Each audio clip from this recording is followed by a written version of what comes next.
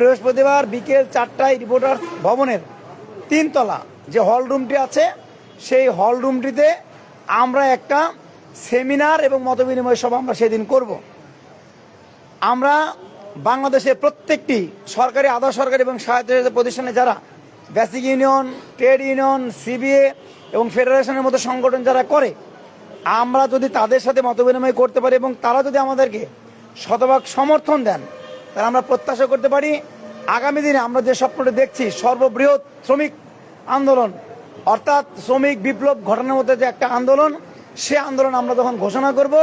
সেই দিন বাংলাদেশের প্রত্যেকটি প্রতিষ্ঠান থেকে আমার প্রিয় সহকর্মীরা, আমার প্রিয় সহযোদ্ধারা, আমার মা বোনেরা, আমার ভাই বোনেরা, তারা কিন্তু স্বতঃস্ফূর্তভাবে ভয় ডরকে উপেক্ষা করে সরকারের এবং প্রশাসনের সকল বাধাকে তারা অতিক্রম করে আমাদের সেই বৃহত্তর কর্মসূচি তারা সফল করতে সক্ষম হবে। আমরা সেই চিন্তা চেতনা থেকে আমাদের যে বৃহস্পতিবারের কর্মসূচি, সেই কর্মসূচি আমরা ঘোষণা করছি। বৃহস্পতিবার বিকেল 4টায় রিপোর্টার্স ইউনিটি ভবন 3য় তলায় যে হল রুমটি আছে, আমরা সেখানে আমাদের এই সেমিনার এবং মতবিনিময় সমাবেশ করব।